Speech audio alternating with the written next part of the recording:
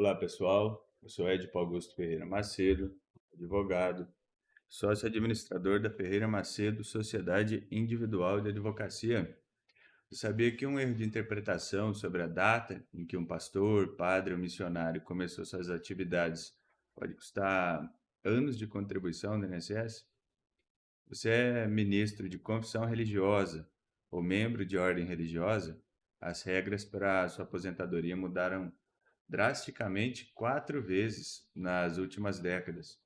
Se você ignorar os períodos de transição que vamos ver agora na tela, o INSS pode simplesmente negar seu benefício ou descartar décadas de trabalho.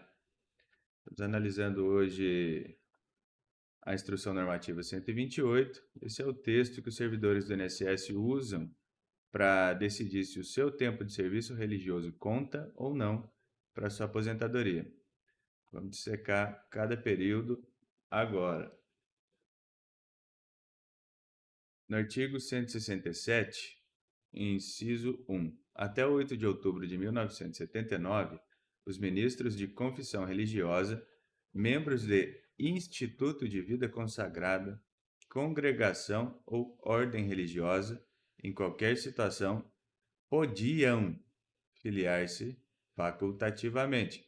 Antes dessa data, a lei não obrigava o religioso a pagar o INSS. Ele pagava se quisesse, como segurado facultativo. E qual o problema aqui? Se você trabalhou como ministro antes de 1979 e não contribuiu, esse período está perdido para fins de aposentadoria. Não adianta tentar provar o trabalho religioso desse período agora, se não houve pagamento da guia na época, né? Logo em seguida, vem a era dos autônomos. Veja, no período de 9 de outubro de 1979 a 28 de outubro de 1999, eram equiparados aos trabalhadores autônomos, salvo se filiados obrigatoriamente à Previdência Social em razão de outra atividade. Aqui a regra mudou, né? O religioso passou a ser visto como um trabalhador autônomo, mas note a exceção, salvo se filiados por outra atividade. Se o pastor também fosse professor ou tivesse uma empresa, a atividade religiosa não gerava filiação obrigatória. Muita gente perde esse tempo de contribuição porque não sabe que se já tinha outro emprego, a igreja não precisava recolher, né? Ainda, nós temos um período de ajuste aqui de 1999 a 2002. No período de 29 de novembro de 1999 a 8 de janeiro de 2002, quando mantidos pela entidade a que pertenciam, eram equiparados na categoria de contribuinte individual. O termo autônomo morre e nasce o contribuinte individual. Mas surge um detalhe: o religioso precisava ser mantido pela entidade, que o segredo é a subsistência, né? Se a instituição religiosa fornecia moradia, alimentação ou uma prebenda, né, que é o ajuste de custo, ou ajuda de custo, como achar melhor, o enquadramento como contribuinte individual era automático, desde que ele não tivesse outro emprego, né? E aqui nós temos a regra atual, a partir de 2002, né? A partir de 9 de janeiro de 2002, passam a ser enquadrados como contribuintes individuais, independentemente de outra filiação ao regime geral de previdência ou a outro regime previdenciário.